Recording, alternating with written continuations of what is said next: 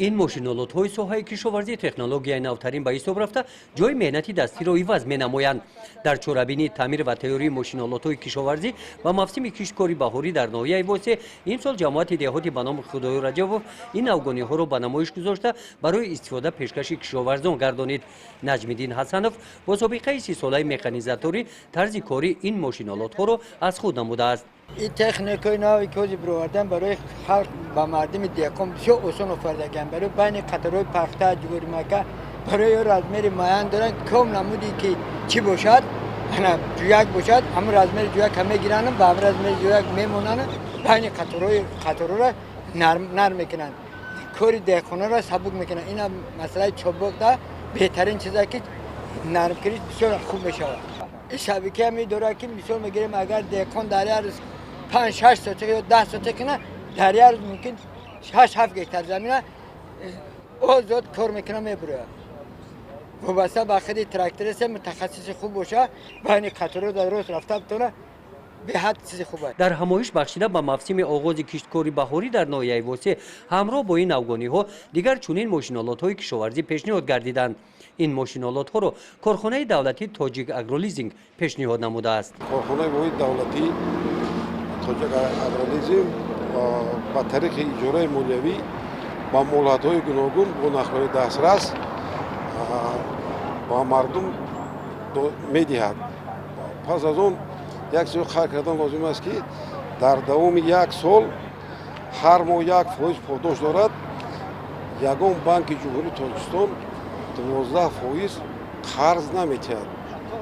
با دستگیری جناب عالی غمخواری رهبر دولت برای ساحه کشاورزی من همین تکنیک ماشین‌آلات‌های ساحه کشاورزی و در یک ماه 1% پاداش یعنی در یک سال 12% این همه غمخواری رهبر دولت میباشد.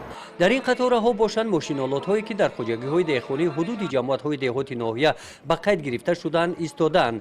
نمایندگان ریاست کشاورزی منطقه کلاب، متخصصان ساحه کشاورزی و شخصان مسئول ساحه کشاورزی ناحیه حالت تعمیر و تئوری تکنیک‌ها را از نظر گذرانیدند. در ناحیه واسه 812 عدد تکنیک‌های کشاورزی موجود میباشند. از آن جمله تراکتورهای تسمه‌چرخ 60 عدد، تراکتورهای بین قطاری 149 عدد و تراکتورهای نقلیاتی 603 عدد میباشد.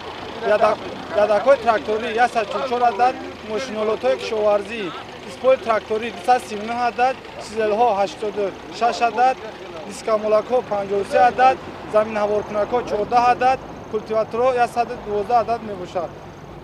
از آن جمله تخمی پوشک‌های پخته 82 عدد، 11 تا غلط غلط کاری میباشد.